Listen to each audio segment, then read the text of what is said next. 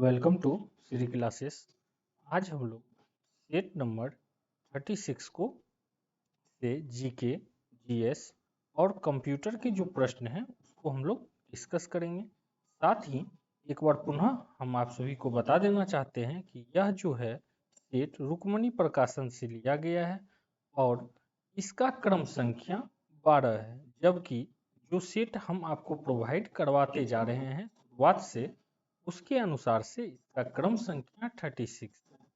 बहुत जल्द जैसे ही इस टेस्ट सीरीज को हम लोग पूरा करेंगे, इसके बाद लकी प्रकाशन के बुक से हम लोग टेस्ट सीरीज को सॉल्व करेंगे और साथ ही उसको डिस्कस करेंगे।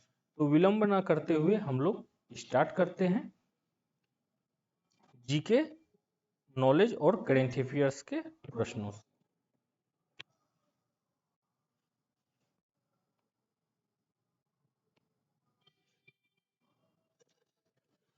तो यहाँ पे देखते हैं हम लोग क्वेश्चन नंबर फर्स्ट।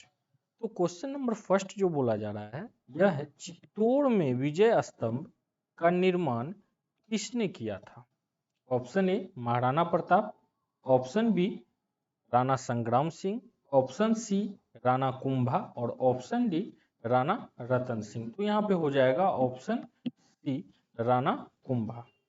ठीक है, यहाँ से एक क्वेश्चन यह भी बनता है कि राणा कुंभा किस वंश से थे? तो राणा कुंभा जो थे वह थे सिसोदिया वंश।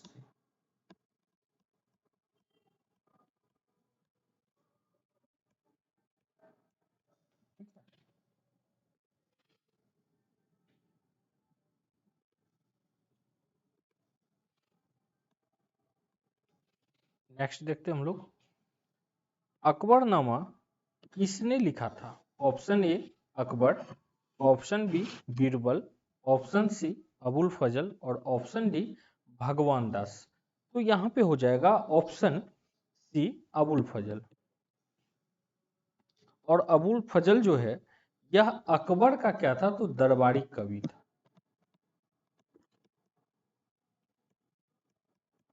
अकबर का दरबारी कवि था। साथ में यहाँ पर यह भी पूछा जाता है कि अबुल फजल के बड़े भाई का नाम क्या था? तो अबुल फजल का जो बड़े भाई थे उसका नाम था फेजी, जो यह भी क्या थे? तो यह भी एक कवि थे।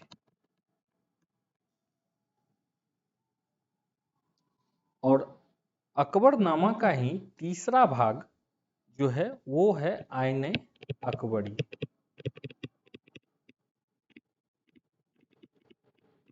और आईने अकबरी में जो है इसमें क्या वर्णन किया गया है? तो मुगल प्रशासन का वर्णन किया गया है।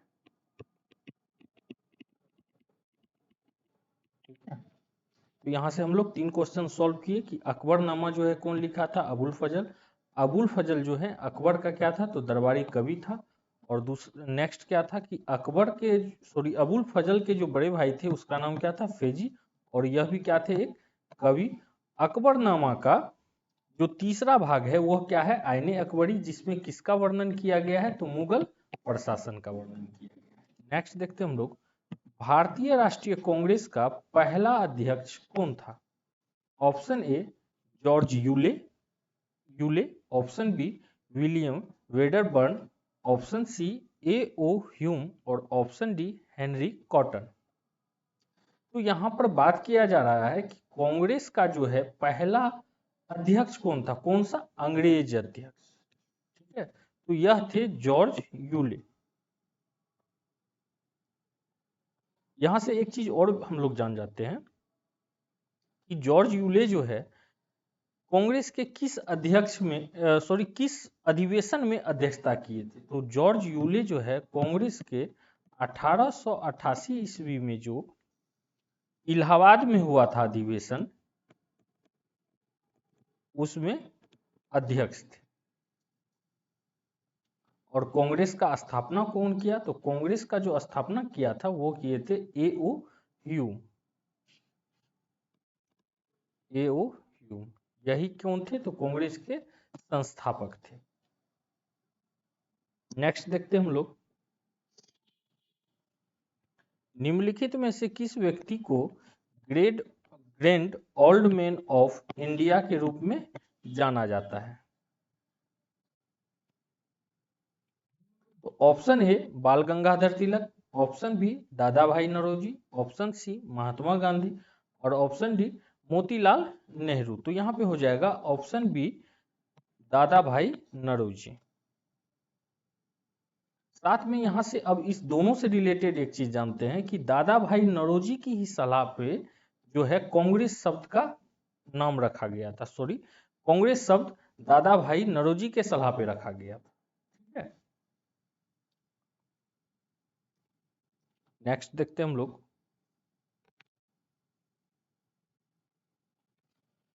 निम्नलिखित में से कौन से बराबर वर्षा वाले स्थानों को जोड़ने वाली रेखा दर्शाते हैं? Option A isohypse, option B isohaline, option C isobar और ऑप्शन डी आइसोहाइट्स।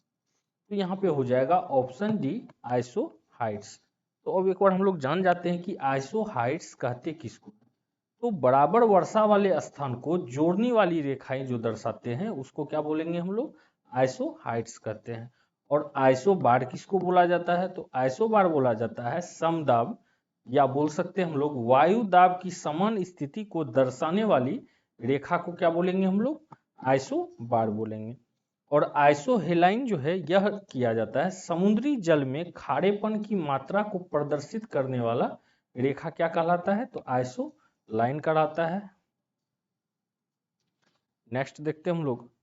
यदि भारत में कर्क रेखा के स्थान पर विषुवत रेखा होती तो यहाँ की जलवायु पर जो प्रभाव पड़ता वह है ऑप्शन ए अधिक ताप एवं कम वर्षा, ऑप्शन बी अधिक ताप व अधिक वर्षा, ऑप्शन सी कम ताप व कम वर्षा और ऑप्शन डी कम ताप व अधिक वर्षा।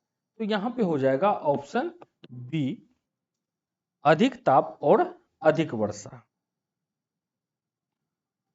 क्योंकि विषुवत प्रदेश जो होता है यहाँ पर सूर्य का प्रकाश जो है वो क्या पड़ता है? तो डायरेक्ट पड़ती है, सूर्य का प्रकाश डायरेक्ट पड़ती है, जिस कारण क्या होता है यहाँ बहुत ज्यादा गर्मी पड़ता है।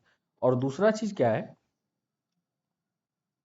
और इस प्रदेश में उच्च ताप और सालों भर भारी मात्रा में वर्षा होती है। यहाँ पर ताप भी क्या होगा? तो उच्च ताप होगा और साल भर क्या होगी? तो वर्षा होगी। क्या क्वेश्चन पूछा जा रहा है फिर से हम लोग देखते हैं। यदि भारत में कर्क रेखा के स्थान पर विषुवत रेखा होती तो विषुवत रेखा में क्या होता है कि अधिक ताप और अधिक वर्षा। ठीक है, नेक्स्ट देखते हैं हम लोग।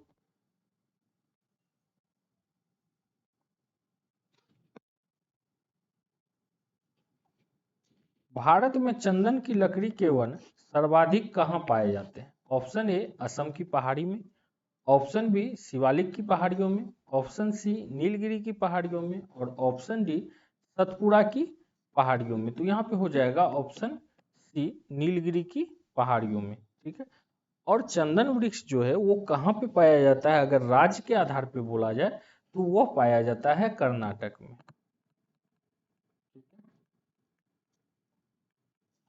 साथ में यह भी है कि नीलगिरी की जो पहाड़ी है यह चाय उत्पादन के लिए भी क्या है? तो प्रसिद्ध है, चाय उत्पादन।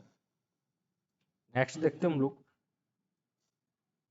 भारत की तटरेखा की कुल लंबाई लगभग है। Option A 3500 kilometre, option B 7516 kilometre, option C 6000 kilometre और ऑप्शन डी 1740 किलोमीटर। तो यहाँ बोल पूछा जा रहा है भारत की तट रेखा की लंबाई कितना है? तो तट रेखा की लगभग जो लंबाई है वह है 7516 किलोमीटर। साथ में यहाँ पर यह भी है कि मुख्य भूमि का तटीय भाग अगर पूछा जाए तो वह कितना होता है? 6100 किलोमीटर। और भारत का कुल क्षेत्रफल का बात किया जाए तो भारत का कुल क्षेत्रफल है 263 किलोमीटर स्क्वायर, 32,87,263 किलोमीटर स्क्वायर। ठीक है, और उत्तर से दक्षिण नॉर्थ टू साउथ ये जो दूरी है यह है 3214 किलोमीटर और ईस्ट टू वेस्ट जो है यह कितने का है? ईस्ट टू वेस्ट का यह है 2933 किलोमीटर। एक बार फिर से हम रिपीट कर देते हैं कि भारत की तट रेखा की कुल लंबाई कितना है, 7516 किलोमीटर। और अगर बात किया जाए तटीय भाग का कितना लंबाई है, तो यह है 6100 किलोमीटर। भारत का मुख्य भूमि कितना है, तो 32,87,263 किलोमीटर स्क्वायर। उत्तर से दक्षिण का जो लंबाई है वो है 3214 किलोमीटर, और पूरब से पश्चिम का जो है वह है 2933 किलोमीटर। ठीक है, नेक्स्ट देखते हैं हम लोग। एक नागरिक के मौलिक कर्तव्य में शामिल है। ऑप्शन ए संविधान, राष्ट्रीय ध्वज एवं राष्ट्रीय गीत के प्रति श्रद्धा। ऑप्शन बी राष्ट्रपति के प्रति श्रद्धा। ऑप्शन सी सरकार के प्रति श्रद्धा। और ऑप्शन डी उपयुक्त सभी। तो यहाँ पे हो जाएगा ऑप्शन ए कि जो हमारा मौलिक अधिकार है, इस मौलिक अधिकार में क्या कहा गया है कि संविधान, राष्ट्रीय ध्वज एवं राष्ट्रीय गीत के प्रति क्या करना पड़ेगा, तो श्रद्धा का भाव रखना होगा। नेक्स्ट देखते हैं हम लोग। हमारे राष्ट्रीय ध्वज पर अंकित सत्यमेव जयते लिया गया है। यह क्वेश्चन हम लोग पिछले सेट में 2-3 जगह रिपीट भी किए हैं। फिर से देखिए यह क्वेश्चन आया है, तो आप लोग जो भी क्वेश्चन मतलब सॉल्व कराया जा रहा है उस सभी क्वेश्चन को क्या करें, अच्छे से रिवीजन करें। संभवतः इसी से प्रश्न आएगा, और फिर प्रश्न आएगा कहाँ से। तो यहाँ पे देखते हैं हमारे राष्ट्रीय ध्वज पर अंकित सत्यमेव जयते लिया गया है। ऑप्शन ए मुंडको उपनिषद से। ऑप्शन बी भगवत गीता से। ऑप्शन सी सामवेद से। और ऑप्शन डी पुराण से। तो यहाँ पे हो जाएगा ऑप्शन ए मुंडको उपनिषद से लिया गया है। कौन सा वाक्य, सत्यमेव जयते।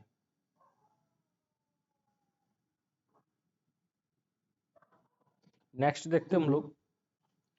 भारतीय संविधान के अनुच्छेद 25 का संबंध है।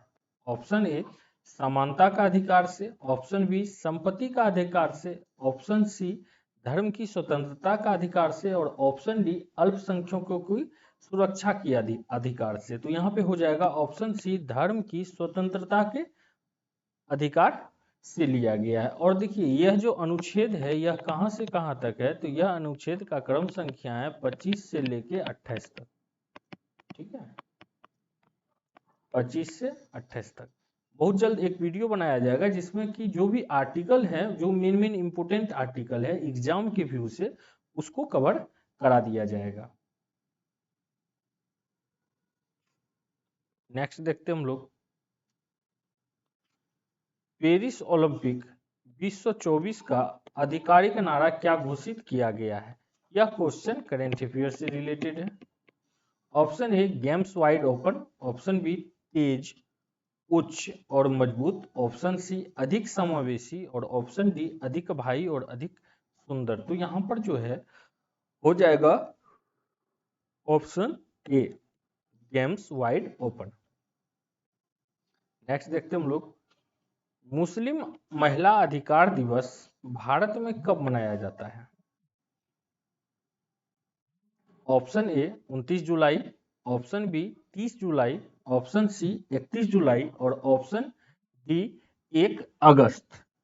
तो यहाँ पे हो जाएगा ऑप्शन डी 1 अगस्त। नेक्स्ट देखते हैं हम लोग।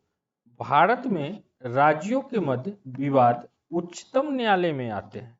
ऑप्शन ए अपीलीय अधिकारिता में। ऑप्शन बी प्रारंभिक अधिकारिता में। ऑप्शन सी सलाहकारी अधिकारिता में। और ऑप्शन डी पुनरावलोकन अधिकारिता में। तो यहाँ पे हो जाएगा ऑप्शन बी प्रारंभिक अधिकारिता में। अच्छा, एक चीज और भी जान जाते हैं कि प्रारंभिक अधिकारिता में किन किन को रखा गया है। तो यहाँ पे पहला में रखा गया है भारत सरकार बनाम एक या अधिक राज्यों के बीच। ठीक है, ऑप्शन और दूसरे में रखा गया है भारत सरकार के साथ राज्य और राज्यों बनाम राज्यों के बीच में। और तीसरा में रखा गया 2 या अधिक राज्यों के बीच में। इस सारा केस को जो है इसको किस में रखा गया है, तो प्रारंभिक अपीलीय अधिकारिता में रखा गया है। नेक्स्ट देखते हैं हम लोग। भारत का उच्चतम न्यायालय निम्नलिखित में से किसके निर्णय मानने से बाध्य है। Option A privy council. Option B Bharat का federal court. Option C Bharat का उच्चतम न्यायालय और ऑप्शन डी उपयुक्त में से कोई नहीं। तो यहाँ पे हो जाएगा ऑप्शन डी उपयुक्त में से कोई नहीं। भारत का जो उच्चतम न्यायालय है वह किसी का भी, चाहे वो उसका खुद का दिया हुआ निर्णय क्यों ना हो, वह किसी के भी निर्णय को मानने में बाध्य नहीं है। नेक्स्ट देखते हैं हम लोग, परागकण गैस के द्वारा उत्पन्न किए जाते हैं। ऑप्शन ए परागकोश, ऑप्शन बी अंडाशय, ऑप्शन सी वर्तिकांग और ऑप्शन डी फिलामेंट। तो यहाँ पे हो जाएगा ऑप्शन ए परागकोश। साथ में परागन जो होता है वो दो प्रकार का होता है। कितने प्रकार के होते हैं? तो दो प्रकार के होते हैं। कौन कौन होते हैं? तो एक हो जाएगा स्व परागन और दूसरा हो जाएगा पर परागन। ठीक है।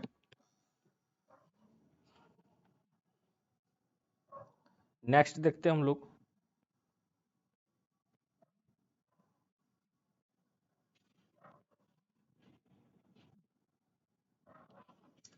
निम्न में से कौन सी धातु उभयधर्मी ऑक्साइड बना सकता है? Option A Ca, option B Al, option C Na और ऑप्शन डी Cu।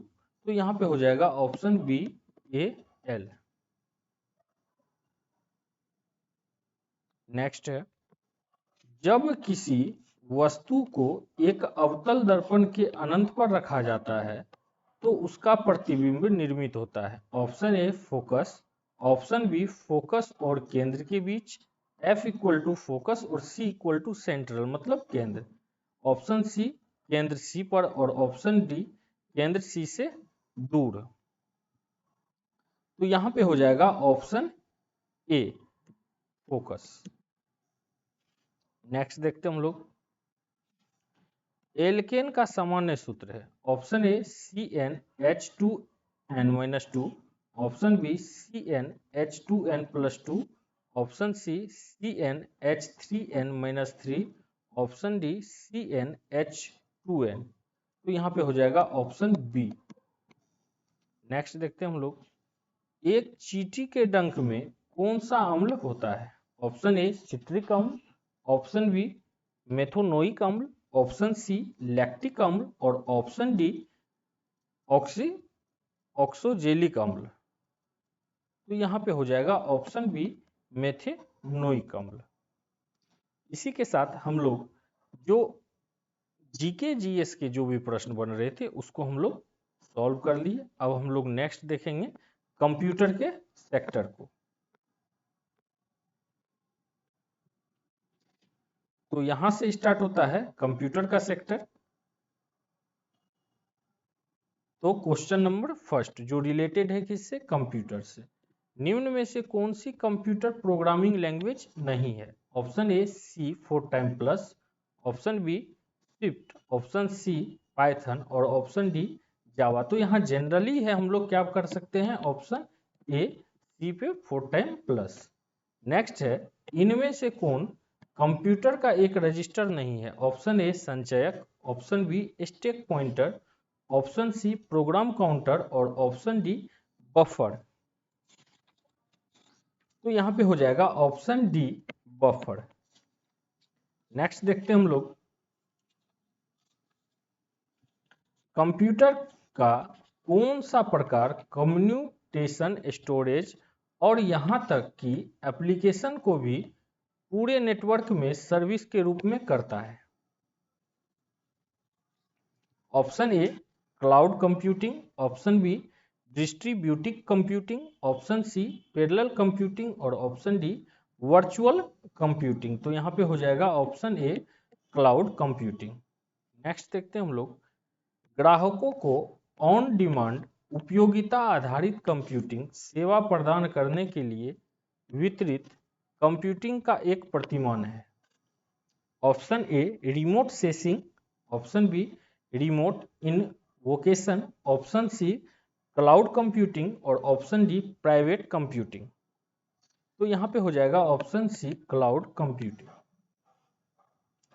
नेक्स्ट देखते हैं हम लोग, क्योंकि कंप्यूटर से जो आपको प्रश्न करवाया जा रहा है तो इसमें हम कुछ ज़्यादा विस्तार नहीं करवा रहे हैं। अगर आप पहले वाले वीडियो सबको देखे हुए होंगे तो बार बार एक ही टाइप के प्रश्न क्या हो रहा है, तो रिपीट हो रहा है। नेक्स्ट देखते हैं हम लोग, कंप्यूटर में 4 मुख्य कार्य क्या है। ऑप्शन ए डाटा, सूचना, बिट्स और bytes. Option B hardware, software, modelling और संचालन। Option C input, processing, output और स्टोरेज। ऑप्शन डी सीखना, सोचना, बुद्धिमत्ता और कौशल। तो यहाँ पे हो जाएगा option C input, processing, output और स्टोरेज। नेक्स्ट देखते हैं हम लोग, प्रत्येक वेब डॉक्यूमेंट का एक यूनिक एड्रेस है जो कहलाता है। Option A IP address, option B domain, option C uniform resource locator और ऑप्शन डी हाइपरलिंक। तो यहाँ पे हो जाएगा option C uniform resource locator. Next देखते हैं हम लोग, लिंक्स है एक। ऑप्शन ए बंद स्रोत, option B freeware, option C open source software और ऑप्शन डी बी तथा बी और सी। तो यहाँ पे हो जाएगा ऑप्शन डी बी और सी। वो क्या है, फ्रीवेयर है और साथ में ओपन सोर्स सॉफ्टवेयर भी है। नेक्स्ट देखते हैं हम लोग, कंप्यूटर में डैश निहित होता है। Option A motherboard, option B hard disk drive, option C केंद्रीय प्रसंस्करण इकाई और ऑप्शन डी उपयुक्त सभी। तो यहाँ पे हो जाएगा ऑप्शन डी उपयुक्त सभी। नेक्स्ट देखते हैं हम लोग, एक बटन जो अक्षर को ऊपरी या निचले मामलों में बनाता है और संख्याओं को प्रतीकों में बदलता है। Option A shift, option B CTRL, option C space bar और option D back space.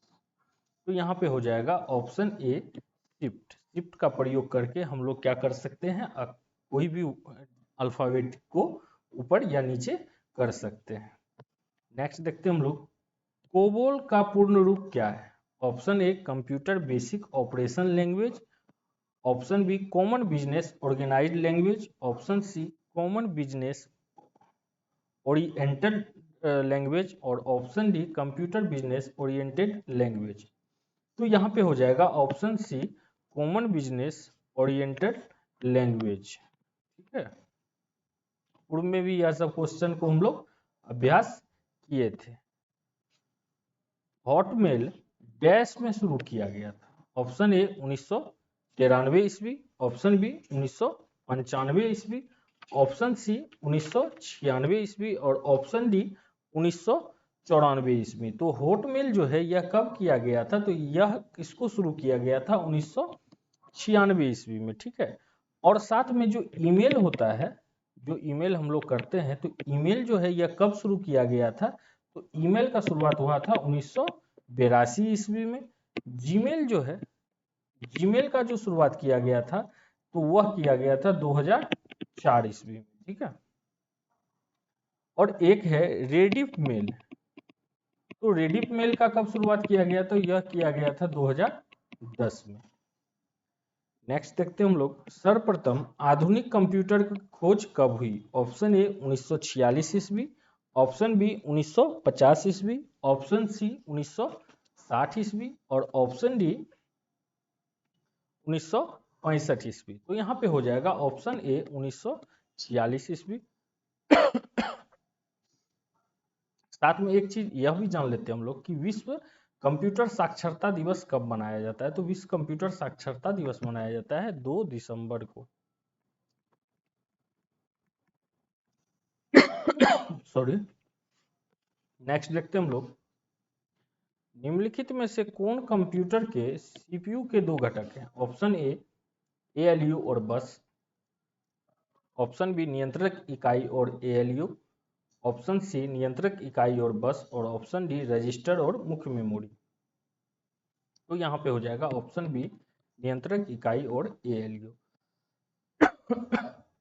Next देखते हैं हम लोग, मैग्नेटिक इंक कैरेक्टर का प्रयोग कहाँ होता है। Option A bank cheque, option B credit card में, ऑप्शन सी स्टम्प पेपर में और ऑप्शन डी उपयुक्त सभी में। तो यहाँ पे हो जाएगा ऑप्शन डी उपयुक्त सभी में। नेक्स्ट देखते हैं हम लोग, कंप्यूटर में कितने प्रकार की मेमोरी पाई जाती है। तो कंप्यूटर में 2 प्रकार की मेमोरी पाई जाती है, ठीक है। कौन कौन मेमोरी होता है, तो प्राइमरी होता है और ऑक्सिलरी मेमोरी होता है। बीच में कुछ दिन टेस्ट सीरीज को रुका हुआ था, उसका कारण था स्वास्थ्य से रिलेटेड कुछ परेशानी हो गई थी, इसी कारण से हम कंटिन्यू नहीं आ पाए। अब जो है 1 बाय 1 क्रम करते हुए हम लोग बहुत जल्द ही सारा टेस्ट सीरीज को कर लेंगे।